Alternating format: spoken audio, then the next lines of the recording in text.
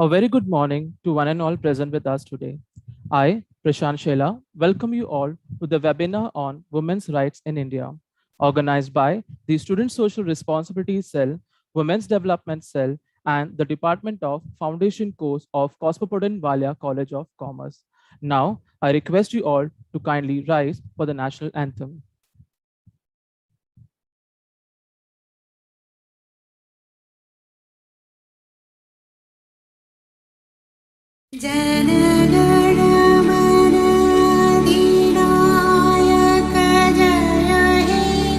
भारत भाग्य विधाता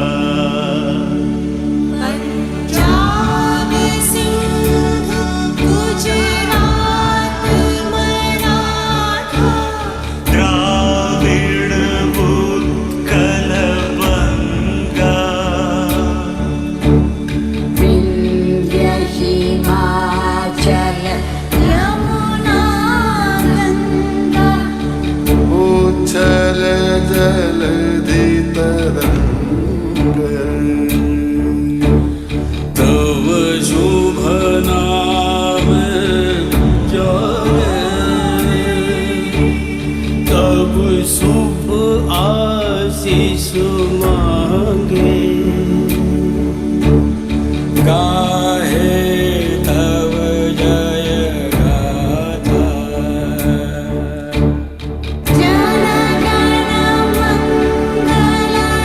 मंगलदायक जय हे भारत भाग्य विधाता जय हे जय हे जय हे जय जय जय जय हे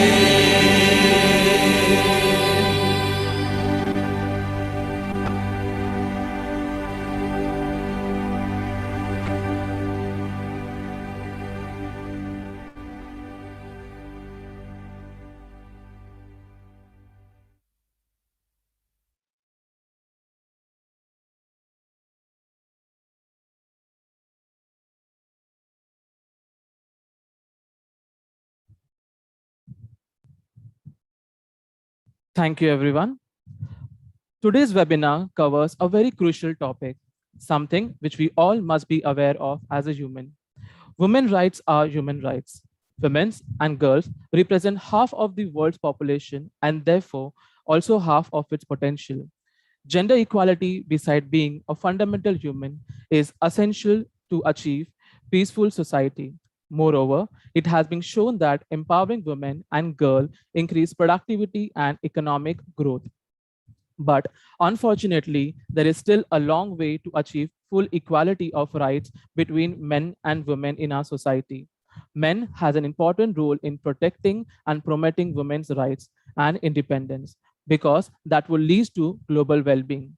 To discuss more on women's rights in India, we have our guest speaker, Dr. Sharmila Guge ma'am. So now I request Professor Shavi Srivastava to kindly introduce our guest to our audience. Thank you, Prashant sir. Feminism isn't about making women stronger. Women are already strong. It is about changing the way the world perceives that. So a very good morning to all of you present here with us.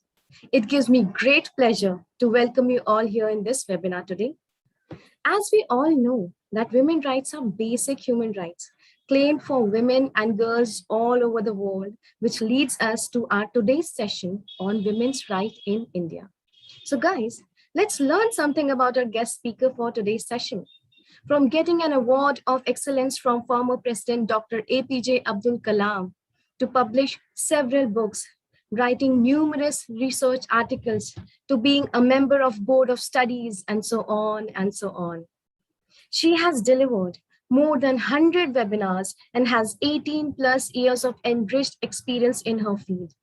So on behalf of Cosmopolitan's Valia College, I would like to invite Dr. Sharmila Guge to speak about women's rights in India.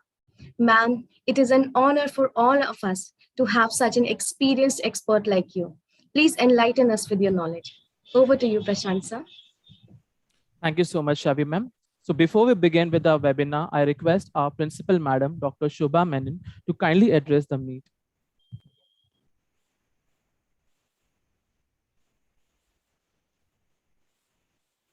A very good morning to all of you. And on behalf of Cosmopolitan's Valia College, I extend a very warm welcome to Dr. Sharmila Guge.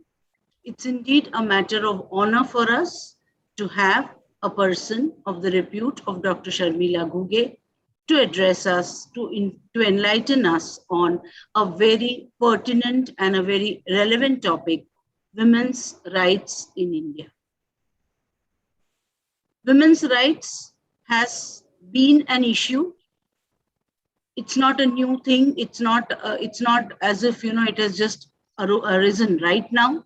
However, we know with what is happening world over, especially right in our neighborhood, we know that in the problem that with reference to the problem that's happening in Afghanistan, one would know women would probably be the worst sufferers of whatever is happening there, the political turmoil that we are seeing.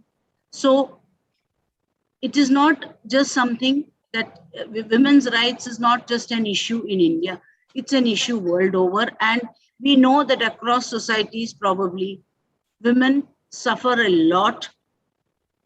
Women have probably been worst hit because of COVID. Again, this political turmoil, women are going to be hit. So women's rights is a very pertinent topic. And to all my young students, I will tell you, this is the age when you should get the information that you require, because that is a very, very important part of learning. And all of you, please take the opportunity to learn, to understand better about your rights. Okay. Thank you, Sharmila ma'am, for being with us this morning. Thank you so much. And over to you, Prashant. Thank you, Prashant. Thank you so much, ma'am. So now, without any further ado, I give my hand over the charges to Sharmila ma'am. Ma'am, please take over. Thank you, ma'am. Thank you. A very, very warm and a lovely good morning to all the beautiful audience out there. I would have loved to be in person to see your beautiful faces, but unfortunately, because of COVID, we cannot meet in person. However, fortunately, we can at least meet virtually. I'm a person of a very positive origin and thoughts, and therefore I always believe that let's look at the brighter side and forget the darker side. So at the outset, thank you so much to the management of the Valia College, the principal, the teachers, the staff, and the wonderful students who have given me this opportunity to meet you all virtually today and to share my little bit thoughts, whatever I have, and my information about the legal awareness. So I'll just share my screen with all of you and we shall move ahead. So we have 100 participants here. That's a wonderful thing.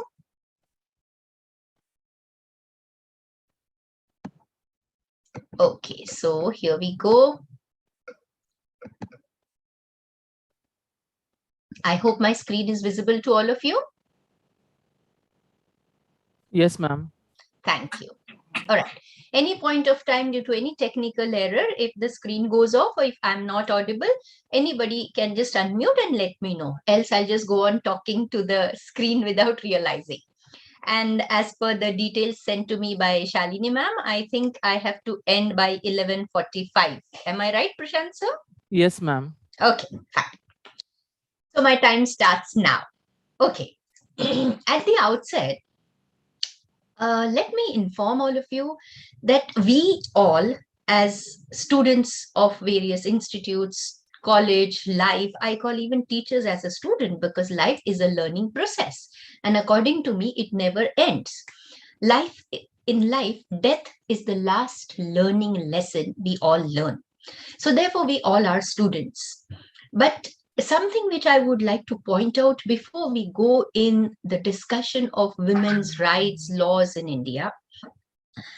See, as students, of this era, where the era is one of the most comfortable era our ancestors have ever dreamt of. We have everything at our fingertips today. We have information at our fingertips. So anything you need, you people are used to Google. So you immediately type something and you Google out and you get the information. And therefore, I say that this generation floats in the world or the ocean of information. The problem with us is we as student fraternity fail to understand difference between three important words which every student, every person, every teacher must know: information, knowledge, and wisdom. My friends, you all feel we are in a degree college. So we are knowledgeable people. We've done our 10th. I scored 90. I scored 80. I scored this. Please understand, the percent and the degrees are not parameters of your knowledge. Absolutely not. You feel we listen to news, we have so much information, WhatsApp, Google, everything gives you so much information. But whatever information you have doesn't make you a knowledgeable person. Understand today and try and remember this and implement in your life if you like it.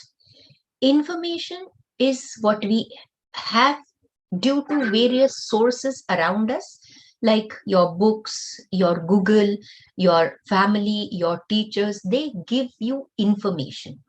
So you have information. Unless you know how to transmit that information in utility, you will not be a knowledgeable person. So you gain knowledge when you transmit your information in utility. You become a knowledgeable person. You know where to use the information. After you become a knowledgeable person, your next step should be to gain wisdom. You become a wise person when you know what not to say. Knowledge tells you what to say. Wisdom tells you what not to say. So my friends, information has nothing to do with wisdom. You can go to villages and see there are hundreds of people who are wiser than us but are illiterate. They have life experiences. And therefore, I said, don't feel we are very knowledgeable people. We are only informed citizens of the 21st century. If we want to become knowledgeable, we need to understand how to transform knowledge into wisdom, and then wisdom, information into knowledge, and then knowledge into wisdom. So with this little bit of input for all my dear students who will keep this in mind and try to become wise citizens of the country to have a bright future of the nation. Let's get started. It is normally said, practice makes a man perfect, isn't it? It's a very common proverb. All of you may have heard it. Practice makes a man perfect. Man, not a woman. You know why? Women are born perfect. Yeah. So 3 cheers for women of the country. Let's move ahead. Today we are going to talk about women's rights in India. I will also share some information on women's laws which we have, rights which we have, the procedures to exercise your rights, and at the same time, some kind of awareness which is required to be created by us. In India, I have observed, especially because I have spent almost 17 years of my life in United Kingdom, and then I came to India. So I always equate the two worlds, England and India. The vast difference I have seen. And therefore, I feel that it is important for us, you and me, to awaken and bring about the change. We can't expect everything to be done by the government and everything to be done by the law. What is the role of a citizen is something very, very crucial, and where I feel Indian citizens are lacking, and Indian citizens need to be the torch bearer instead of pointing out faults. So today, when we say we live in the 21st century, we feel proud that we live in the era of globalization, economic liberation, internet revolution, industrialization, so many technological developments, so on and so forth.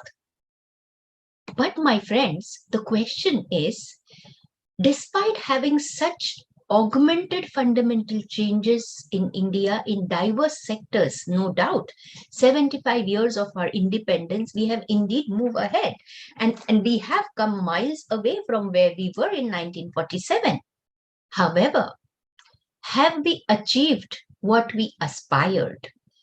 And unfortunately, the question goes to answer in negative. Problem is, even today, despite the fact that exactly half population of India is women, women are not exactly the half in other sectors. When we say half of the population of this country is women, then why don't we have half women in the parliament? Why do we see handful of women in the parliament? We are the largest democracy of the world. So why out of 550 members, why don't we have 260 members as women? Why do we have only 20-30 members as women? Why don't we have half doctors in India women, half engineers in India women, half scientists in India women? The why has the answer in the session which we are going to discuss. A country which is known as a superpower in the world does not have a very good position of women. It is better than what it was earlier, but we still need to go miles away, right? We have come footsteps away, I would say, and all this depends on the society.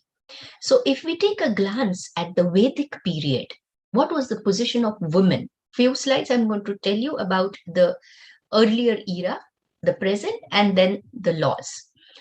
So if you go back to the Vedic period, friends, in the Vedic period, feminine glory was at its peak.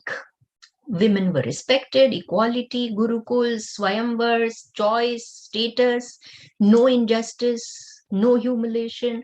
So Vedic period was the best period for women.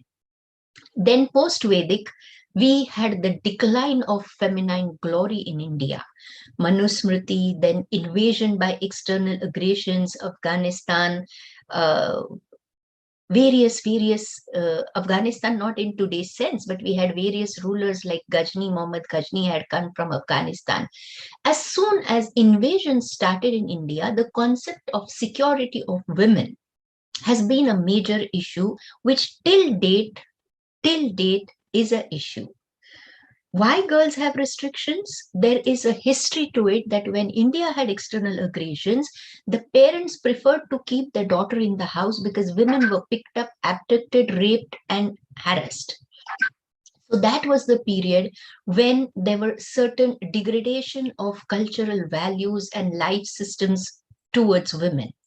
In British period, we had certain reforms towards women, like we had the Child Marriage Restraint Act, we had the Widow Remarriage Act, we had child education boosted, and then post-independence, of course, we have our own Constitution of India, which is the supreme law of the land, and which provides us, which guarantees us equality. And post-independence, post the Constitution, we are witnessing various scenarios in our country. These are few of the laws which have been enacted after independence in the protection and guarantee of women. First, my friends, Constitution of India, which talks about fundamental rights and fundamental duties. So in the Constitution, what are the rights women have? Right to equality under Article 14 of the Constitution, Article 21, right to dignity, Article 15, subclause 3, which empowers the state to make special provision for women, Article 42, which gives maternity right, so on and so forth. I'm not going to speak about the article numbers because it's not a law college, but these are our fundamental rights. So what do you mean by your fundamental rights? If your fundamental rights are violated by the state, that is by the government, then you can file a writ petition in the High Court. Writ petition is a petition which is filed for challenging violation of fundamental rights. Right to equality, right to life, right to liberty. So if your fundamental right is violated by the state, then you file a writ petition. If it is violated by a private individual, you do not file a writ petition, you file a criminal case or you file a civil case depending on the violation of the right. We'll go to that point as well. There are fundamental duties which are to be performed by the citizens, in particular with respect to women. Respecting the dignity of the woman is one of the fundamental duty. When you look at the number of rape cases, molestation cases, you wonder whether we really have respect towards women in our country. We have the Domestic Violence Act, which is utilized a lot these days because of too much of increase in domestic violence cases against women. We have the Dowry Prohibition Act enacted in the year 1961. Please mark the year, my friends. 1961. Where are we today? 2021. And how many dowry deaths do we have in a year? For your information, we have more than 2 lakh dowry deaths every year in India till date. So I always question myself. When we say we are civilized, we are educated, then why do we have dowry? And let me share quickly an example with you.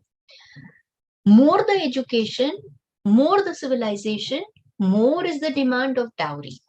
If you go to a village and the villager is a farmer and he wants to get his son married, it will be asked, कितना दहेज लेने का सोच रहे आपके बेटे के लिए राम जी आप?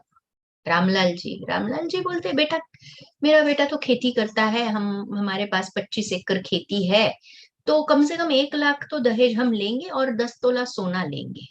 So a farmer who is a well-to-do farmer, 25 acres of land, he intends to take 1 lakh dowry in cash and 10 tolas of gold.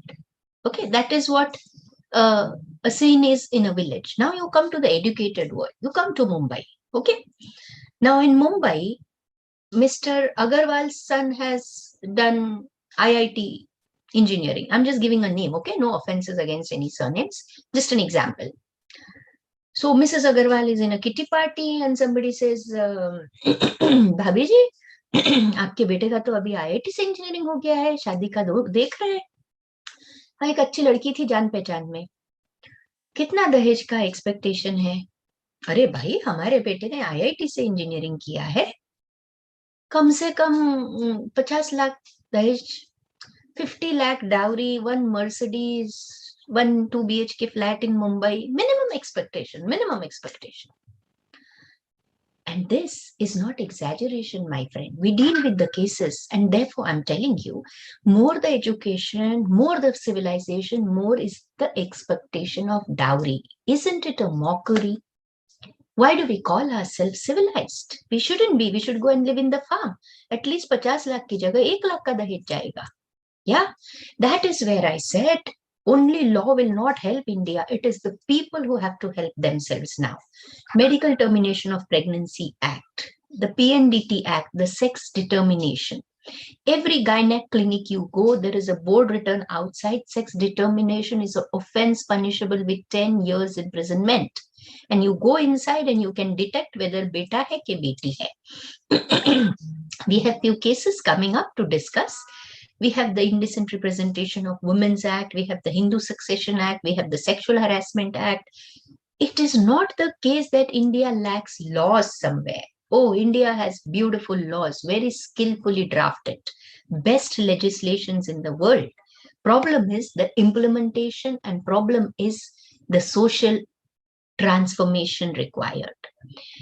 At the international level, we have the Universal Declaration of Human Rights, in which women's rights are an implicit part. We have gender equality, human dignity, liberty. We have several conventions on women's rights, several conventions for eliminating the discrimination against women, hundreds of conferences in the past 70, 80 years. So it is not the case that there is a lack of conventions, lack of international provisions, lack of national provisions. It's wonderfully done. Where is the lack? The lack is with us. Even to point out, the Indian judiciary has done a commendable job for safeguarding women's rights. whether it is the high courts or the Supreme Court, both the apex courts have done a wonderful job by protecting women's right through several case laws, out of which few we will be discussing today. So many landmark judgments are there of the Honorable Supreme Court, which is followed as a law in the country. To start off with the rights, my friends, we are looking into the Domestic Violence Act. So I'll be sharing you various laws. Of course, all laws cannot be shared due to the time constraint, but whatever we can discuss in 1 hour, I shall give my best. So Domestic Violence Act has been enacted specifically in the year 2005 because there was a rise of cases of violence against women. Domestic Violence Act talks about various types of violence against women. When we say violence, normally non-law students always feel it is either rape or molestation. No, my friends. Violence includes physical violence, economical abuse, sexual abuse, financial abuse, psychological abuse. So the Domestic Violence Act includes any kind of abuse to a woman to be addressed under this act. Under this act, a woman also has a right to demand a maintenance for herself. There are many cases where a wife, a sister, or a mother in any form as a woman is a victim of psychological abuse. Nobody hits her, but the words which are spoken are so torturous that the woman cannot bear it. And such a woman has a right to approach to the magistrate by filing a case of domestic violence. So how do you go about, if you are a victim of any of these, how do you go about filing a case? Suppose a senior citizen, a mother, doesn't get money from the child. So in case of senior citizen, you have Domestic Violence Act, you also have the Senior Citizens Act to protect the women who are senior citizens. Suppose a lady is a wife and her husband doesn't torture her, doesn't hit her, doesn't do anything, but does not give her money. Even on that point, she can file a case. Of course, psychological abuse, hitting, physical abuse, that is a major ground to file a domestic violence case. Before you file a domestic violence case to a magistrate, you first need to approach the nearest police station, lodge a complaint so that you have a background. After that, you either send a notice to the husband, warning him not to indulge in such activities, or you file an application to the magistrate which is near to your house. There is always a clause of jurisdiction. Suppose I stay at South Mumbai, then which magistrate do I approach? If I stay at Juhu, which magistrate do I approach? So you have to approach the magistrate which is within the jurisdiction of your locality. These jurisdictions are available online on Google for your information. So under Domestic Violence Act, you can claim maintenance, you can claim right to residence, you can claim money, you can claim peace of mind, you can claim no interference. All these rights will be protected under the DV Act. If a woman is approaching a divorce, in that case, you have to approach the family court. In Mumbai, there are two family courts, at Bandra and other is at Thane. So Thane is suburb, but in Mumbai district, we have family court at Bandra. So if it is a divorce case, if it's a mutual divorce case, both husband and wife together can file a divorce petition. If it is not a mutual consent divorce, then individually through your lawyer, first send a notice to the other side and then file a divorce application. You are entitled to claim maintenance in divorce cases. You are entitled to claim interim protection in domestic violence cases. The cases may go on for a number of years because, as you all know, Tariq pe Tariq is a system. Please excuse me for my throat because I had a bad cold last week. Fortunately, today it's much better. So when you approach these courts, we know the system that there's a lot of pendency in the courts and therefore the matters may go on. But if a woman has claimed interim protection, the woman gets the protection of money immediately. It is not that she has to wait till the entire matter is disposed of. So interim protection can be taken immediately. Women can also claim protection under the Criminal Procedure Code of India under Section 125. There are many queries in a youngster's mind that if I get married, do I change my name? Like 2 days back, one of my students only approached me with this question that I don't want to change my parents' name and my in-laws are forcing me. So please note, you don't need to change your name after you get married. It is not a mandate. It is a matter of your choice. It is a social norm which people follow, that once you get married, you add on your husband's name and his surname to your name. But it is not mandatory.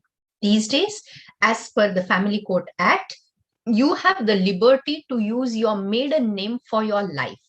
No restriction. Moving ahead towards the mother's right of custody of children. If it is a divorce issue which is on rise these days, children are the sufferers. And mother also somewhere suffers because mother is close to the child. So women have right to claim custody, a better right to claim custody than the husband, as long as the child is a minor. If the child is a minor, mother will be entitled to claim the custody more positively and more emphatically as compared to the husband. If the child is below 5 years, then of course the right of a mother is superior to the right of the father. And that is always said to be in the interest of the child. One more slide on domestic violence, which I have added, because many a times women are not aware that they have a right of protection and they have a right to share the same household. This is something important. If ever you, your family members, your neighborhood, anybody, unfortunately, is a victim of domestic violence, please keep in mind, you don't need to rent out a house for yourself. If a woman is in any form of domestic violence, the woman can claim not only financial protection, but also residential protection. A woman has a right to stay in the same house with entire dignity. A woman can also claim a separate rented premises to be paid by the husband or the in-laws or whoever are the respondents in the case of domestic violence. Woman has a right to custody. Woman has a right to claim compensation. How do you approach if you are a victim of domestic violence? How do you go about it? So firstly, you approach a probation protection officer, which is under the Domestic Violence Act. You may approach a lawyer of your choice. If there are any financial constraints, you may approach the legal aid office, which is at Bandra, and one office is at Fort. You may also approach a local NGO who can guide you and assist you in filing a domestic violence case. And then, of course, the magistrate, where you go with the application of domestic violence. Moving ahead, friends, just a glance, I'll be taking up some cases. Whatever questions you have, you may please ask at the end of the session as per the schedule which is given. And therefore, I'm not taking a pause to take your questions now. So unfortunately, the dowry harassment and the cruelty issue against women. What we commonly see in society, a 498A case. That's something very common you people read in newspapers. 498A case is a dowry harassment case, which a woman files against the in-laws, husband and in-laws, for harassing and demanding dowry. What is the law? We have Dowry Prohibition Act, which I began with. We have the Indian Penal Code. We have two laws. So dowry is a offense under the Indian Penal Code and under the Dowry Prohibition Act, and the punishment maximum is life imprisonment and minimum is 7 years. It is life imprisonment if a woman dies in the dowry. I mean, as an attempt of the dowry harassment, if the woman is killed, in that case, the offense can be punished with life imprisonment. If The woman has not been killed by the in-laws, but has committed suicide. And the suicide is the result of the harassment, which we call as the abetment to suicide. In most of the dowry cases, 80% dowry cases, it is always the woman who commits suicide, because she is harassed to this extent that she unfortunately has no other way but to die. Since the girl cannot go to her parents and ask for money, as she knows what the situation of her parents is, and she is not in a position to bear the torture anymore, and therefore she commits suicide. Cruelty is 3 years punishment. Abetment to suicide is 10 years punishment. Any other criminal misappropriation of trust of a woman is punished with 3 years of imprisonment. Moving ahead to rape and other sexual offenses. So ironically, the sexual offenses against women have been increasing. If you look at the statistics, I've just put few numbers there. If you go back to 1950, the number of cases against women were very, very negligible. Today, in 2021, it is a huge number, my friends. And therefore, I started off by saying, more the civilization, more the crime. I would like to share with you that when you go to, there is a tribal area, Hemalkasa, which is on the border of Maharashtra and Madhya Pradesh. It is a recorded fact. In last 75 years of independence, there is not a single rape case in this area. Only tribal people live there. They are not educated like you and me. They don't speak English like you and me. They don't sit in AC cabins like you and me. But my friends, maybe they have more values than you and me. I'm talking about the urban world by referring to you and me. Maximum rape cases are in metro cities. Maximum rape cases are in urban areas. And to tell you, to make you people aware, there are almost 98 rapes occurring every day in India. So every 15 minutes, a woman is raped. By the time we finish this webinar, 6 women unfortunately will be raped in this country. This statistics is as per the National Crime Bureau of India. And thus, it is high time that we don't only expect the laws to work, but we expect the society to work. When we talk about what are the offenses against women, I'm referring to offenses, and then we will go to the rights. Outraging modesty of a woman. You all are youngsters, and therefore you must know these things. A woman has right to liberty, a woman has right to dignity. But then, why she is a victim of outraging of modesty? Why she is a victim of eve teasing? Why she is a victim of sexual harassment? And if so, what are her rights if she becomes a victim of all this? Thus, we must know the offenses, and therefore we must know the rights and the methods to implement your rights. Outraging of modesty is a very common crime in India. Eve teasing, oh, not to say much, you all know the youngsters.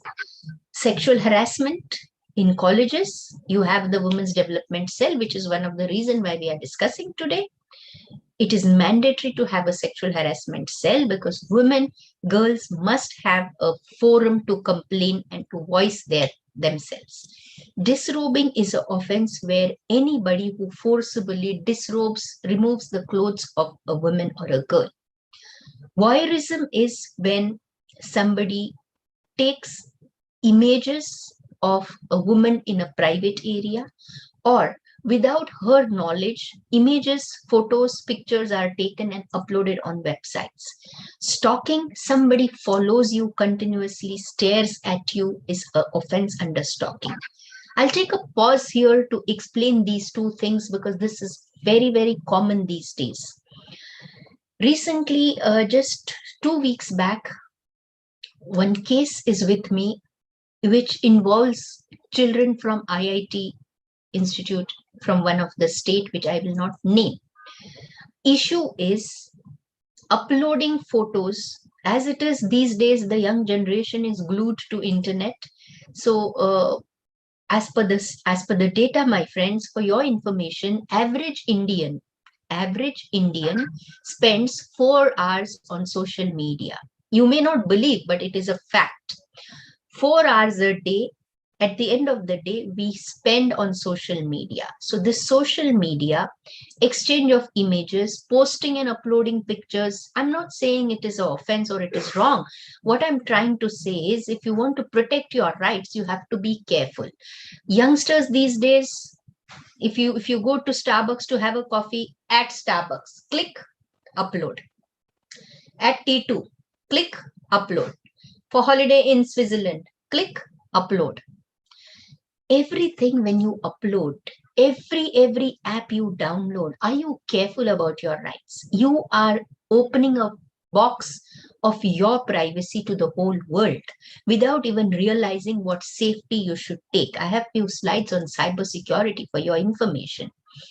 So you have all rights of your dignity, all rights of your privacy. But when somebody commits stalking, when somebody commits voyeurism, in that case, you must know why the person has been able to do that against you. The recent case which I have from IIT is where a friend shared a friend's photo, a boy shared a girl's photo on one of the dating apps. And it went through Reddit. Many of you may be aware about Reddit. Today we have several dating apps where youngsters go on chatting and trying to hang around with youngsters of their choice. In this bargain, somewhere the boy had given the photo with a good intention, just to share, this is my crush. The girl had no intention, no idea at all that her boyfriend has shared the photo. She was not even aware that he has a crush on her. And when the photo was shared by the boy to the other group, the guys misused the photo, they morphed it, and they put it on the IIT college group in a very indecent manner. The girl has lodged a sexual harassment case. The boy says, I'm absolutely innocent because I have not posted that pic. It is a morphed pic. So be very careful, my friends. You are all youngsters, and therefore you should be careful of what you do and how you act. Rape is an offense where I don't need to tell you much. Everybody knows it is one of the most inhuman act a man can commit against a woman, which not only violates her right to dignity, but it completely tarnishes her soul. And therefore, what happens if there is any such event occurred? Suppose someone has committed eve teasing, somebody is stalking you, somebody is bothering you with dirty messages. What do? You don't just go and tell your parents and cry over it. You must share it with your parents, but you have also further ways. Go ahead. Don't be scared. Don't feel what will the world say. That is where somewhere the Indian society still is struggling to come out. Women are still struggling to be the woman they are. Woman has tremendous power in her. She is anytime stronger than a man. You tell a man to handle the house one day, he won't do it. See how beautifully a woman does. She gets up, she cooks food, she arranges everything for her children. She does everything possible for the day and she leaves for work. She works on par, in equality with a man, comes home in the evening with a beautiful smile on her face, again ready to cook for the evening. No man can do that. Maybe few in millions. A man only goes to office and comes back. I'm not anti-equality, but it is a factual position of our country. All men only go to work and come home. All women work and also handle the home. And therefore, I say a woman is a much stronger human being than a man, a better manager, a better entrepreneur, a better controller, a better arbitrator. Any dispute she will resolve so easily. Yeah. So what are our rights? If we come across any wrong thing in our life, my friends, please have the courage to voice yourself. Please have the courage to lodge a complaint. Lodging a complaint is not a multitasking task. It is a simple procedure. Go and lodge a complaint in the police station. If your complaint has cognizable offenses, the police station will register a FIR. Once a FIR is registered, then it is the duty of the police to protect your rights and move further. In certain cases, suppose you are a victim, somebody, for example, somebody has stolen your purse. You are somewhere in Borivali, but you are a resident of, say, Santa Cruz. The incident has happened at Borivali, your purse is snatched. What do? You don't cry, get in the taxi, come back to Santa Cruz and then tell your parents and then go to the police station. No. Wherever the thing has occurred, Google out police station near me. Go to the police station, tell the person, चोरी हुआ है, मैं यहाँ पे थी, मेरा यहाँ से पर्स गया. I don't know the name of the person because of course it's a theft. How will you know? Police में से मैडम इधर jurisdiction नहीं है, तुम कहाँ के रहने वाले, Santa Cruz जाओ. You have something known as a zero FIR. A zero FIR is a FIR where you can lodge the complaint, the FIR, irrespective of your jurisdiction and locality. Borivali police station will take your FIR, has to take. Later on, when you come to Santa Cruz, the FIR can be transferred to Santa Cruz, but you must approach the police. The next case for discussion, my friends, is Vishakha versus State of Rajasthan. All of you are aware about law against sexual harassment. We have the Women's Development Cell, as I mentioned. So we have the Sexual Harassment Cell, but why do we have it? Very few students are aware about it. So let me share with you. The lady you can see in the image is Bhavari Devi, because of whom the entire case, the entire law in the country has come to limelight.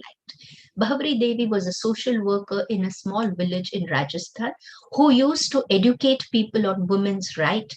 She used to speak against child marriages. And one day she was raped by 4 men because the men felt that why is she going house to house and publishing women's rights and publicizing all these things. When she was raped, she did not stop by registering a FIR of rape, but she challenged it as a violation of her fundamental right. She challenged it as violation of right to equality. Others can work, why can't women work? Right to trade and profession. I am a working woman. I'm a social worker. My trade and profession is violated. Right to life and dignity. If a woman is raped, her dignity is violated. And therefore, the entire law of sexual harassment by Vishakha's case has come in limelight. Vishakha was an NGO which filed the case of Bhavari Devi, and Bhavari Devi is the victim who has given this wonderful law to the country of sexual harassment against women. What is sexual harassment? Basically, any kind of physical contact or advances, any kind of demand or sexual favors, any kind of sexually colored remarks, showing pornography, any kind of unwelcome gesture is sexual harassment. Even winking an eye, if a boy winks an eye at you, you can complain of sexual harassment. Boys also can complain of sexual harassment. These days, we have cases of men also coming up with sexual harassment for women being too much exploited. Sexuality is a taboo. Why do we have sexual harassment as a law? Why do we have sexual harassment of women? Why women and men are looked at differently? They are not different. They are just separate, identical genders. They are both human beings. Unfortunately, sexuality is a taboo in India. Because of the patriarchal society, there is always male domination. And unfortunately, the muscle power of a man has always been used as a kind of weapon by man to threaten a woman. This is not only in cities, in schools, colleges, it is across the country, in urban, rural, every sector. It has no boundaries of caste, religion, nothing. It transpires as long as a man and woman exist. And therefore, what we need to do as a society is overcome the sexuality as a taboo. We need to understand and respect both genders. We need to see that girls and women also are a very much part of this society, and they too need to breathe freely, to live freely without a threat. Even at 1 a.m., if I have to travel from Churchgate to Borivali, I shouldn't be scared. Oh, will someone do something to me? But that actually is a fact. And therefore, we have to understand that work environment, social environment should be friendly. It should not be hostile and insecure, so that women can also be encouraged to work. Women should also be a part of the society very, very frankly and wholeheartedly as men are. The sexual harassment law has many criterias, which we will not go in detail, but yes, this PPT is prepared for you, which I shall be mailing it to your institution. So it basically talks about any kind of preferences, any kind of favors, gestures, threat in a workplace, in an institution, from a man to a woman or from a woman to a man will be known as an attempt of sexual harassment. And we all have to overcome these things. Now, quickly moving ahead towards the cyber crimes. I'm going a little faster, my friends, but I have no option because we have to complete too many things in our discussion. So bear with it. We'll take up your questions at the end. Well, with lockdown and with the virtual life, cyber crimes have increased like anything. Plus, more the use of internet and social media has also opened up floodgate for this kind of offenses and crimes. As I said, that 50% population of India is women. And of course, when 50% population of India is women, 50% of that are internet users. And therefore, we are always looked upon as easy prey. So how do we protect our right? How do we protect our safety? How do we become more aware and more cautious on internet? We cannot stop using internet, isn't it? I mean, today, if you don't have oxygen to breathe, one may feel it's okay, but if you don't have Wi-Fi, you will suddenly be out of the place, and you will feel, oh no, where's my Wi-Fi? Why my net is not working? And therefore, we need to understand that whenever we post photos, whenever we post videos, to whom are we sending? Are we sending it to a safe person? Are we sending it in an appropriate group? These days, we have too many groups, whether it be college, no doubt. But even in college group, when you post something, you should be aware that all are not the friends. Someone may be a person who may misuse the message, the content, the picture, the video which you have posted. I'm not trying to scare you off, but I'm just trying to make you aware that why is it important for women to be precautious and safe while they are exercising themselves on the internet. So few things in the past, like if you take only 1 year, for example, in the year 2018, more than 6,000 cyber crimes have been registered which were committed against women. And as per the present statistics, almost 25 crore women use internet more than 3.5 hours a day. And therefore, it is important for us, firstly, to be precautious while using internet. Secondly, to avoid to be a victim or an easy prey for cyber crimes. And thirdly, in case we are a victim of cyber crime, then what should we do?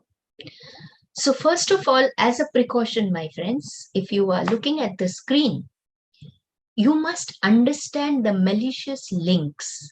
Any kind of social media, whether it is Insta, WhatsApp, Telegram, Twitter, whatever, do not go on malicious links. Every time you see a link, verify whether it is an appropriate link. Do not get fascinated by various apps. These days, there are so many offers. So just 4 days back from one of the app, I won't name the app because it's not proper on my part, one of a known person, she downloaded the app because there was a sale going on. Girls again too fascinated towards shopping. So there was this, it was during Independence. She downloaded the Independence Sell app. And when this particular app was downloaded, she purchased 2 dresses on it. After purchasing 2 dresses, she made the payment. Suddenly, there was a pop-up on her screen, and that was a hacker. Her system was hacked, my friend. Immediately after downloading this app, her entire system was hacked and there was a virus in her PC. As a result of it, she was known to me, so she called me immediately. She said, "Ma'am, what to do?" I said, "Shut down your PC." But next day, the problem was the hacking was so bad, and to this extent, from her mobile number, various messages were sent to other people. She did not send the message, but the receivers received the message from her mobile number. So when somebody hacks in your system, your mobile number, your bank details, everything is with the hacker. And unfortunately, the messages were so dirty that one person who received the message, he lodged a FIR against this girl who was not aware what has happened, because the receiver received a pornography clip with the message of this girl who has not sent it, but the receiver has received it. So be very careful about hackers. Now, cybersecurity toolkit is something which every girl, every woman, every student, a male, female, whoever you are, you must follow. Firstly, a good antivirus in your system. Awareness. What are you viewing? What are you reading? What are you surfing? That awareness is very important. Having a strong password. As I said, we download so many apps and so many times we are asked for a password. Especially during lockdown, everything is on virtual life. So even to order groceries and stuff, people use social media, people use internet. It's not bad to use it, but use it wisely. A strong password. So what is a strong password? You all are youngsters, so you may know better than me. But don't just, for example, if I write Sharmila@123. If this is my password, it is so easy to crack for the hacker. Password should be, okay, I can use my name, Sharmila@$life 2020 345. So I've mixed too many things. Dollar is the sign which you can use to make a password stronger. Always go on for security update at regular intervals. Verify and filter the content which you are reading. COVID has taught us to sanitize so much. We go on sanitizing our hands every now and then. We carry sanitizers, but maybe we forget to sanitize our PCs. So to protect yourself from cyber crimes, please sanitize your PCs. Unfortunately, if you become a victim, if you become a prey of cybercrime, you have this site, go on it to the Ministry of Home Affairs National Cybercrime Portal, lodge a complaint on the National Cybercrime Portal so that you do not make yourself a victim. Come out of it and fight against it. You must know the cybercrime laws. If somebody misrepresents, saying this happens on dating apps very frequently, even otherwise on Facebook also, this is very common. Suppose my name is Sharmila, and suppose I want to chat with somebody with a malicious intention.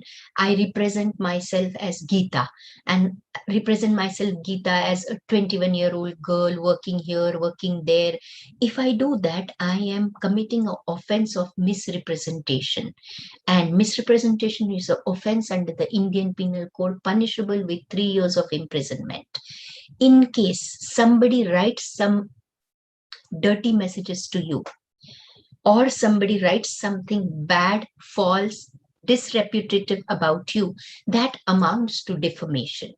So defamation is again an offense under Indian Penal Code, punishable.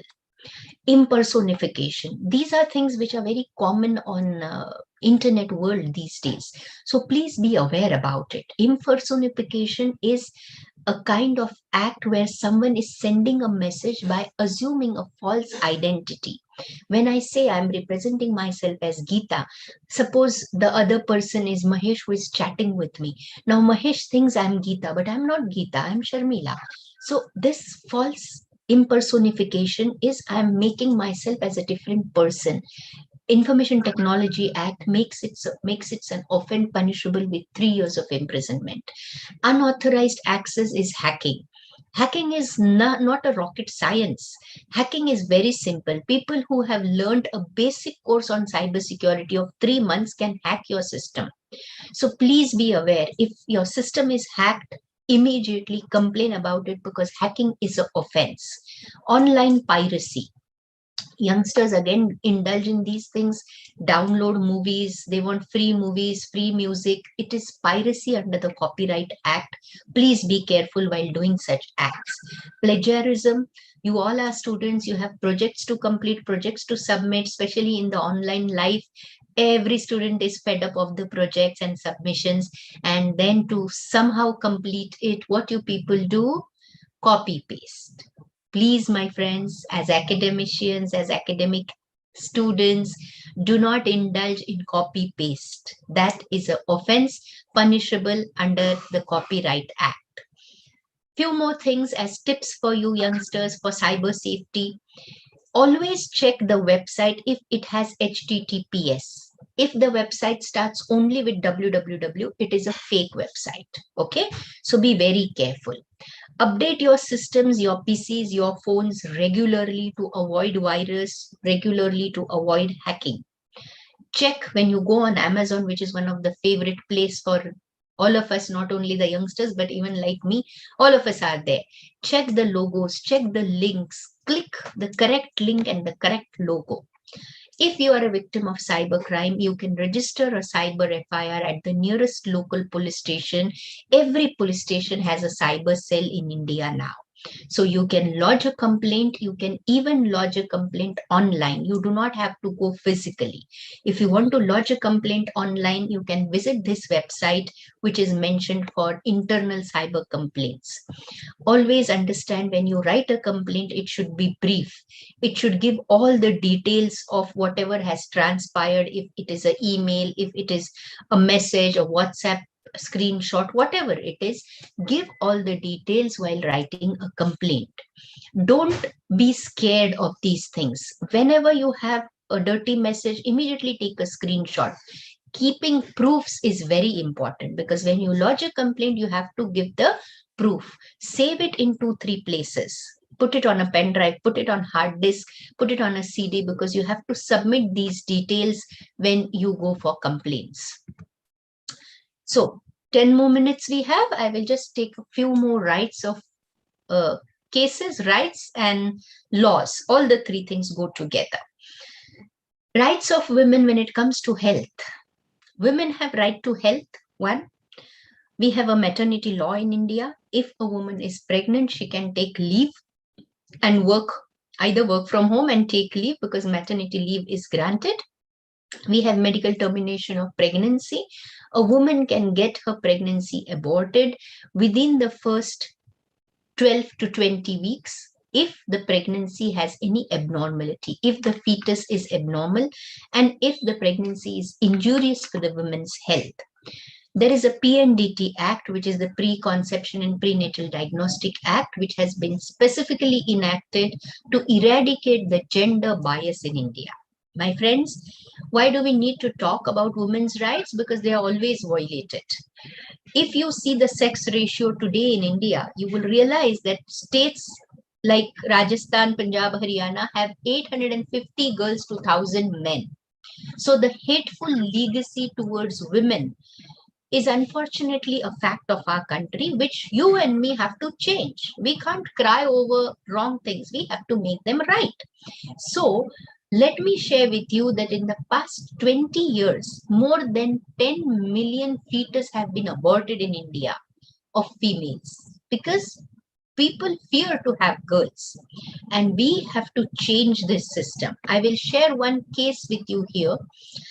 If you can see the screen, please look at the image which is posted on the screen. My friends, understand that this is a very sensitive issue and we need to know that who violates this right. When you talk about knowing your right, please try to know how to protect your rights.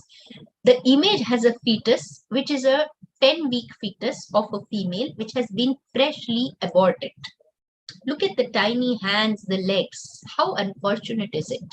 The image shown there is of Dr. Munde. This is a very infamous case and a very inhuman example to be cited, but I like to cite this to sensitize my students to understand why we have to know our rights and why we must learn to protect our rights. So this was a case from Beed district in Maharashtra. Dr. Munde and his wife both were gynecologists and both had a clinic in this place, who have been aborting female feticides, who have been doing female feticides for their lifetime.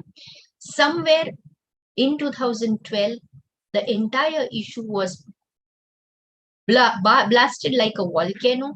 There were so many people across the country who came for getting a female feticide done at Munde's clinic.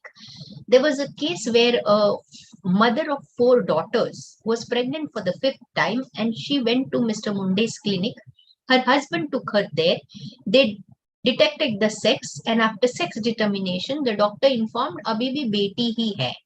And the minute it was understood that it is a female, immediately the husband said, "I want to abort it."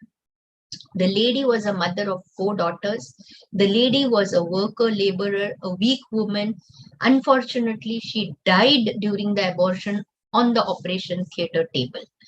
As soon as she died, there was a lot of hue and cry, and then a sting operation was done in Munde's clinic, where the officers posed themselves as pregnant women and came for sex detection, and Munde did the sex detection. And immediately Dr. Munde was arrested. When Dr. Munde was arrested, a raid was conducted of search and seizure. Friends, what is so monstrous and inhuman about this case is, to dispose of the evidence, Mr. Munde used to throw the aborted fetuses to his dogs so that the dogs would eat the fetus and there will be no evidence. When the police team went to the farmhouse of Dr. Munde, there were 4 dogs kept and 75 half-eaten fetuses by dog were seized. Isn't that extreme to know? A doctor who is meant to save the lives of the patients is the person who has aborted the fetuses. And see the inhumanity of this man. He threw the fetus to dogs to be eaten. 15 fetuses were found in the garbage outside his hospital, which he had thrown. This man was behind bars for 10 years. His license to practice has been seized, both husband and wife, and the husband of the laborer who died. All were behind bars. The other image is from Sangli, again from Maharashtra, where 19 fetuses were found buried next to the road, which were recovered by the bulldozer, which you can see in the image. The point is this, my friends, the doctors don't come to your house to get the fetus aborted. Who goes to the clinic? You and me. It is the people of this country. It is we. Doctors will not force you to abort your fetus. It is we, the people, who give this opportunity. It is we who are violating the rights of women. Laws are trying its level best. Judiciary is trying its level best. But what are we doing? Nothing. When you come to the rights of women in property, yes, today India has all the equality. The Hindu Succession Act, enacted in the year 1956 with amendment of the year 2005, makes it very categorically clear that women have equal rights in property. There was still a confusion existing whether a woman can be a karta of the family, head of the family. Yes, recently in 2020 August, the Supreme Court ruled and settled the conflict that a woman not only has right to equality, but also has a right to be the karta of the family. When you look at the gender statistics of this country, you really wonder that are we the largest democracy of the world? If so, despite so much of hue and cry for the new education policy, the development, the transition, why is this that India is ranked 108th on the gender index of the world? Why? Look at the parameters, look at the economic participation. We are ranked 139 in economic participation. Educational attainment, 112. Health and survival is worst, 141. And political empowerment is further worst. Let me share with you. Even countries like Pakistan and Bangladesh are better off in political participation of women as compared to India. We only think we are doing wonders, but we really aren't. We need to do much more. Furthermore, information for you, the literacy percentage. Now, friends, let me point out one more thing when we talk about women's right to education. The law does not make any differentiation. The law says every child between 6 to 14 years will get free education in India. Every girl child has a free education, of course. Where is the issue then? The issue is the dropout of girl percentage in higher school, higher education is bad. All parents teach their daughters till the age of 16, 10, 18. We are handful of the population of the country. We are in the rural area. The rural population is just 25%. 75% population of this country resides in rural India. Urban population is less. In rural population, people feel educating girls only till the age of 16, 18 is enough. That is not the case, my friends. We need to work on girl education. Then only we can work on girl empowerment. So this is what I have already discussed in my discussion. Number of rape cases, dowry cases, sexual harassment cases, lack of participation. Look at the figure. Since independence, India has had only 80 women ministers. And we say we are the largest democracy of the world. So what are the reasons for this bias? Patriarchal society, male domination, lack of education, lack of empowerment. And the most important, what I say is wrong social attitude. If I take 2 more extra minutes and talk on this point, if the girls are listening to me, be honest to yourself. How many of us are always taught to learn cooking after a particular point of time? Every mother says, beta abhi khana banana seekh le, 2-4 saal baad shaadi karni hai. It's not only in rural places, my friends. It is also in urban places where mothers make an attempt to teach their daughters how to cook. Do they teach their daughters how to handle finances? How many mothers, how many parents sit with their daughters and discuss finance? How many parents sit with their daughters and educate them on handling crisis?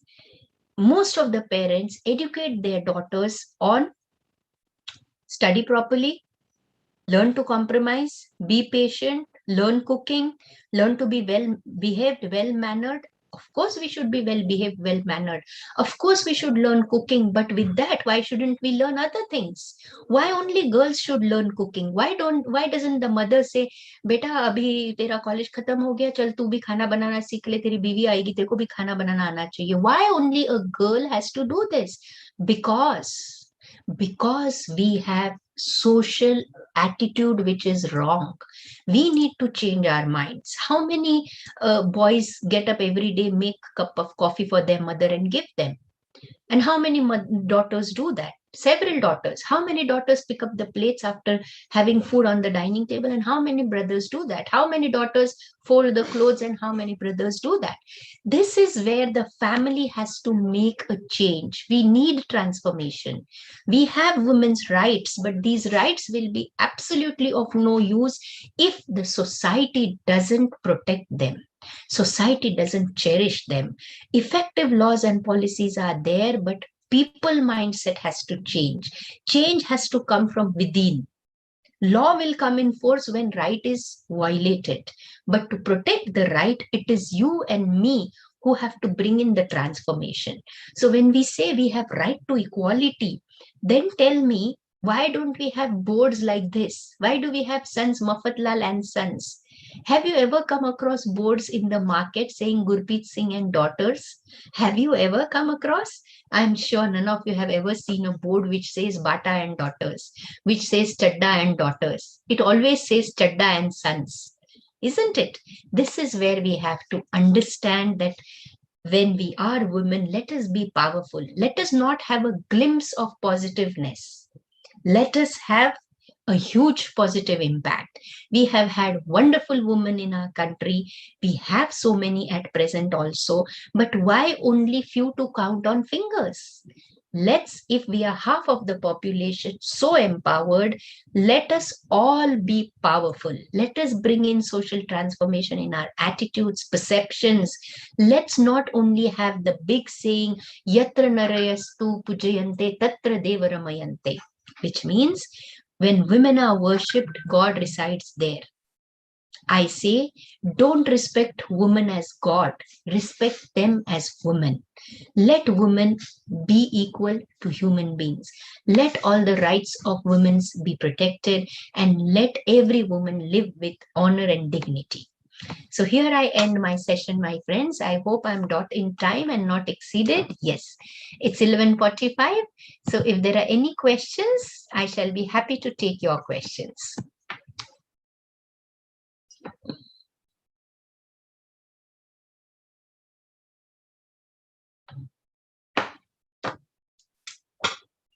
I hope I did not bore and torture the students.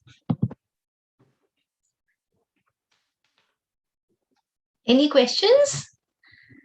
Is anybody going to unmute or? No, ma'am. Participants can only put it on the chat box. Okay, okay. I but there request are- all the participants, if you have a question, please put it on the chat box. Yes, ma'am. Yes, if there are any questions, I'm more happy to deal with it and guide you all if you need any guidance. Provided they were listening to me. The problem with the virtual world is one doesn't know whether someone is listening to you or no.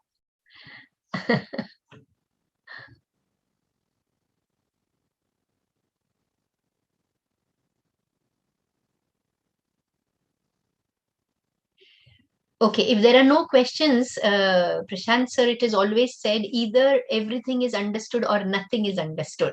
So Yes. I don't know where I stand. Ma'am, actually, I think they may take time to type. So Okay. we just wait for a minute. No problem, no problem. We Thank can you. certainly wait. We can Yes, certainly ma'am. wait. Yes, ma'am. Is this a girls' institute or is it a co-ed? Co-ed, ma'am, co-ed. It's a co-ed. Okay, Yes, ma'am. okay. So the boys should not curse me for talking too much in favor of girls. No, But ma'am, not at all. it's a fact. Whatever I narrated is a fact. Yes, ma'am, truly. Okay, someone has typed, what about Lucknow case? Yes, what do you want to know about Lucknow case?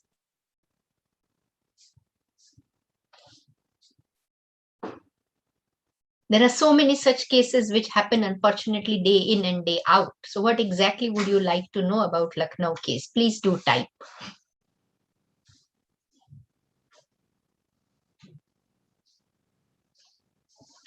Fake Ali, yeah.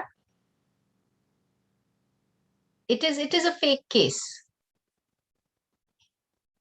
Yeah, so what is your question, my friend? Natesh Gowda, can you type a question? Don't type one word. What question do you want to ask on it? Please type.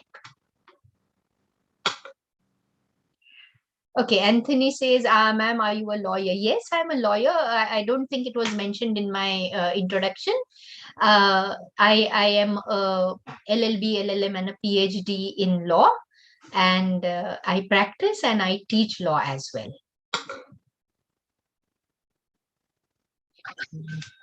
Okay, there is a question which says there are so many. 1 second, the chat is going up.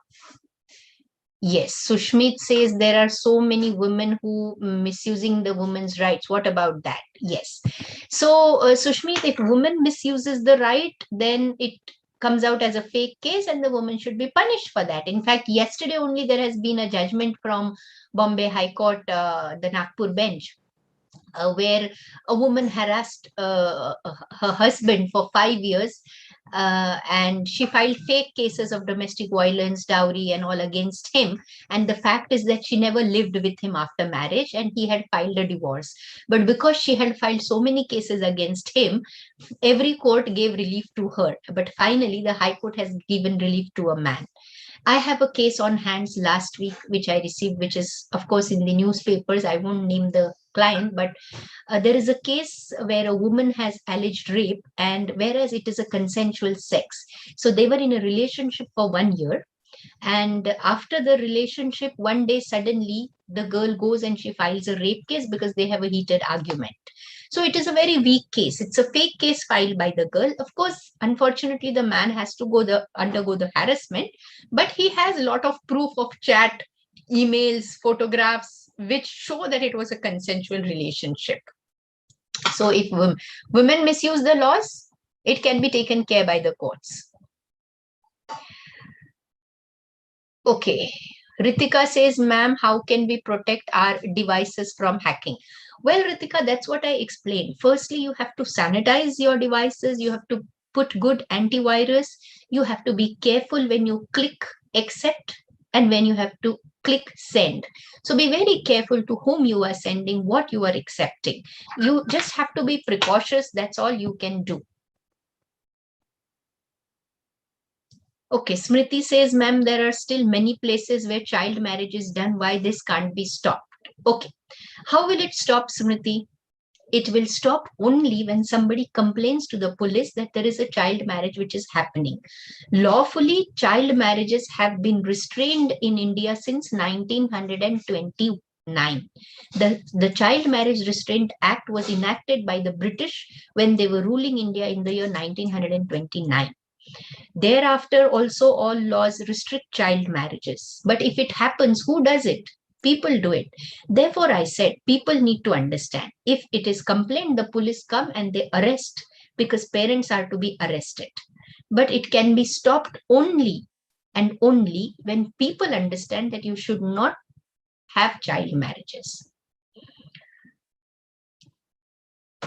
Okay, someone is asking, is taking up law a good career option? Well, if you ask a law teacher and a lawyer will certainly say, yes, it's a good option. Law is a profession. Law is an education which empowers you with so much of courage and confidence that you know the laws of the land. So it's indeed a wonderful career to take ahead.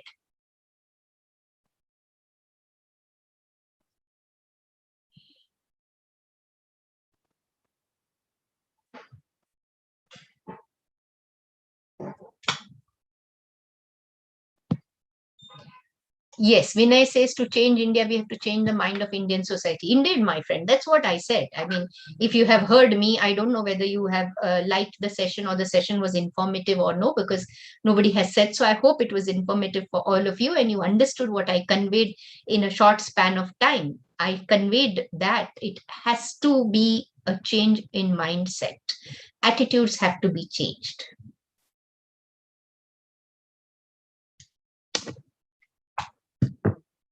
All right, if no further questions, we may go towards the end of it. I think if there is no, ma'am, there is no question here. So now I request our student volunteer, Ms. Nitish Sharma, to give vote of thanks. Yes, yes. There's one question from Tanya. Ma'am, how do we educate our parents on topics of cybercrime? Yes, Tanya, there are various sessions which are conducted for information about cybercrimes. So your parents can attend those sessions. And if you are aware, you can educate your parents. Okay. So you may do that. Bhumi says, thanks for the session. Thank you, my dear. Thank you. Yes, please go ahead. Priti, can you just unmute? A warm and grateful afternoon to our most valued speaker of today's session, Dr. Sharmila Ghoge, Principal Madam, Chief Coordinator, worthy faculty members, my dear friends, and everyone gathered here. It's my privilege to propose a vote of thanks and acknowledge the contribution of those who worked really hard to make this webinar happen. I, Smriti Sharma, on behalf of Cosmopolitan Valia College and the entire fraternity of the institution, First of all, extend my most sincere thanks to our guest speaker, Dr. Sharmila Ghuge, who spared time from her busiest schedule to grace the occasion. Today, we had an opportunity to know more about women's rights in detail and get aware about the same. Ma'am, your encouragement and guidance will really help us to achieve great heights in our lives. Also, we hope for more and more webinars with you in future. I'm immensely thankful to our principal, Dr. Shobha Menon, for giving us this opportunity and platform to witness and conduct such webinars. I would like to extend my thanks to our Chief Coordinator, Ms. Rajlakshmi Ma'am, for her constant guidance. I am thankful to our professors of SSRC and WDC and the Foundation Course Department.